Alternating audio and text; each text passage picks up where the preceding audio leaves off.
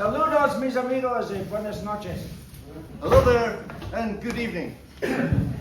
Bienvenido a Teba para la celebración del Día de Duglas. Welcome to Teba as we celebrate our Douglas days. En este día tengo el honor de interpretar el papel del famoso héroe escocés. Today, I am honoured to play a great Scottish hero, Sir James Douglas. Sir James Douglas. Un gran privilegio para mí. It was a great privilege for me. For him. Sí, para mí.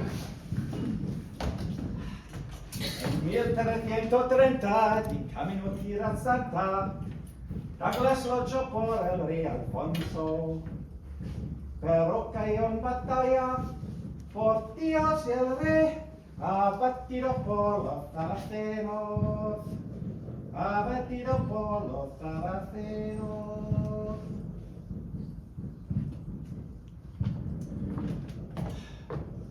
My most trusted friend, Sir James Douglas, is a hero in Andalusia, as well as in Scotland. In England, though, he was and always will be the Black Douglas. Hush thee, little Petchy. Hush thee, dinna fret ye. Hush thee, little Petchy. The Black Douglas shall nae get ye. How many bairns were sent to their sleep with that cradle song, I wonder? Mairn can be counted, I would say. And yet, no child had any reason to fear the good Sir James Douglas. He was an honourable knight, a gentleman. He was not so fair that we should speak greatly of his beauty.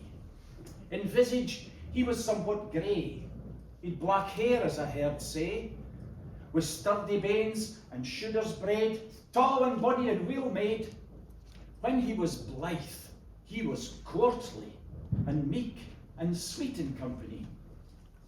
But when in battle ye might him see, all other countenance had he. His foemen swore he was mair fell than any devil was in hell. Aye.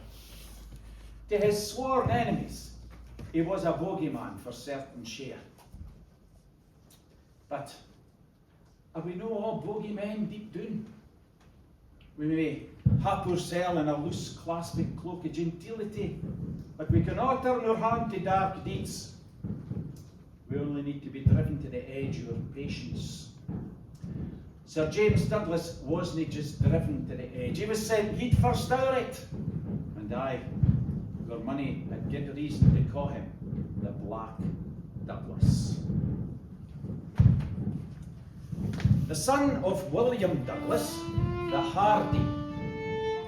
He was a governor of Berwick at the time of the massacre.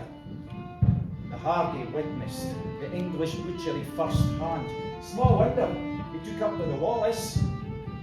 He paid brawly for that.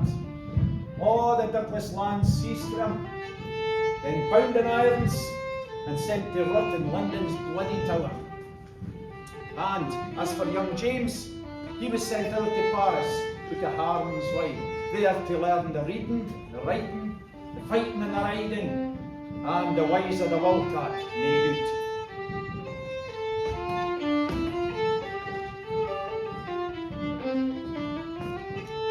When Douglas heard news of his feather in Paris, when news of his murder came out to Paris, he broke his young heart sick as never to mend, and that put an end to his capers in Paris.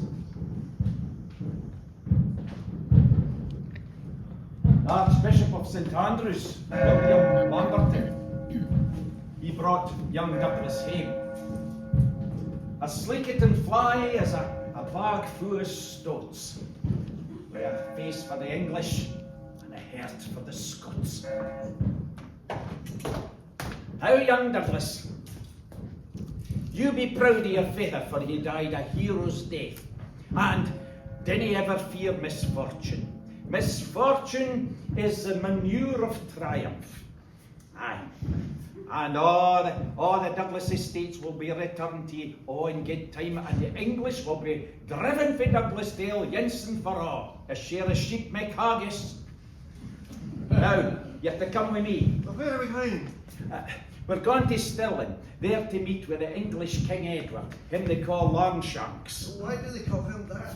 Because he's a skinny like a long legs. Make haste now. Now, we are to petition for all the Douglas estates to be returned and restored to the rightful heir. What do we mean by that? You! Now, hold your tongue, and I'll do the speaking.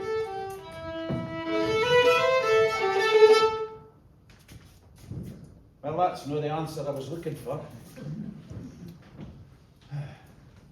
There was a man sae dark and true, for Scotland would sae dear. There was a king, for long will rue, the Scot we fled him sair.